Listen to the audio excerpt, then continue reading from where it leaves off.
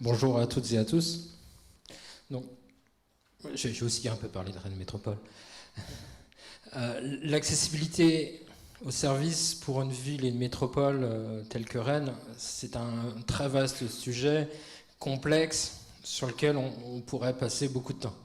Là, j'ai droit à 6 minutes, donc je vais faire un tour d'horizon, mais du coup, pour chaque dispositif, je vais donner quelques phrases.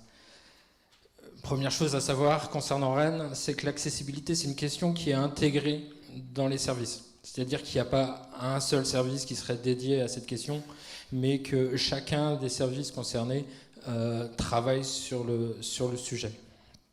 On a d'ailleurs un bel exemple avec le service des transports qui travaille lui-même sur cette question-là. Le plus important à préciser, c'est que l'accessibilité est traitée en concertation avec les usagers.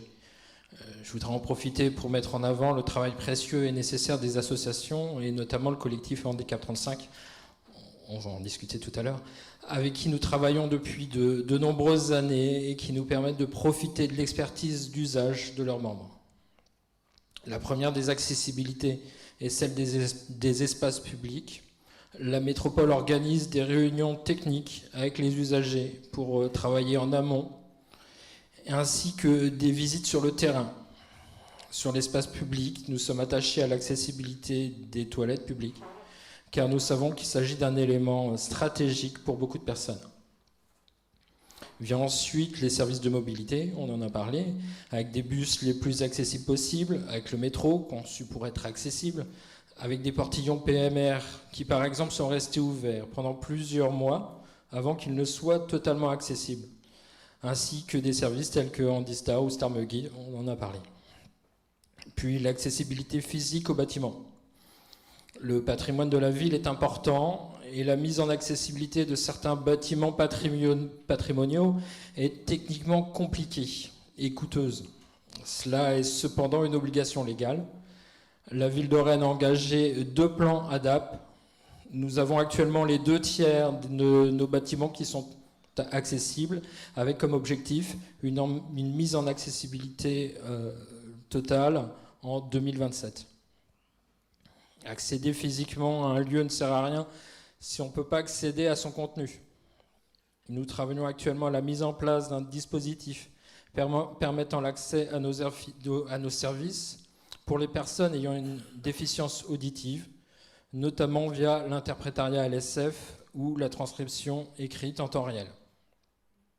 Les agents de certains de nos services sont formés à l'accueil des personnes en situation de handicap et nous travaillons à la généralisation de ces dispositifs. Certains de nos services éditent leur documentation en FALC ou en français simplifié, et là aussi nous travaillons à la généralisation de cette pratique. En matière de culture, nos équipements culturels mettent à disposition du matériel utilisant les boucles magnétiques ou les gilets vibrants, organisent des visites interprétées en LSF, des visites descriptives, voire même des visites tactiles.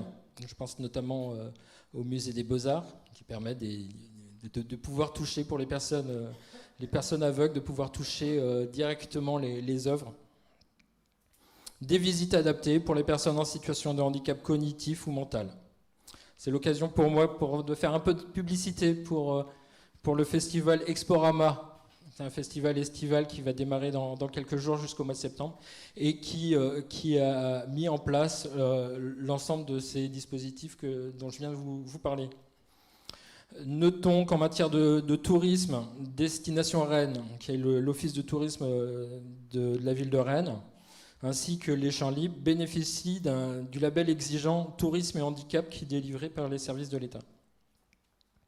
Nous travaillons aussi à la mise en accessibilité des équipements sportifs, avec les exemples du gymnase des Hautes-Aumes dédié au handisport, ainsi que le futur centre aqualudique de Villejean, qui a fait l'objet d'un gros travail de concertation avec les associations. Les services, ce sont aussi pour les plus jeunes, avec par exemple le temps périscolaire.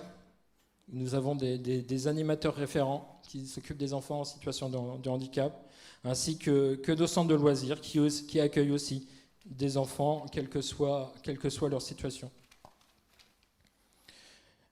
Je pourrais aussi citer le travail réalisé par des associations telles que Prime Vert ou Loisirs Pluriels, et que la ville soutient matériellement et financièrement. Je me permets de parler des aires de jeux inclusives qui ont fait l'objet d'un gros travail de concertation là aussi, et dont les premières devraient sortir de terre dans les prochains mois. En matière de numérique, enfin, la ville de Rennes et la métropole travaillent à améliorer leur accessibilité. Il y a encore du travail à faire, mais notamment, donc, nous avons mis en place une charte pour un numérique responsable, et cette charte met bien en avant ces questions d'accessibilité et d'inclusion. Voilà, puisque j'ai déjà fait une petite pub, j'en profite pour faire une autre publicité, la semaine locale du handicap qui aura lieu la dernière semaine de septembre, et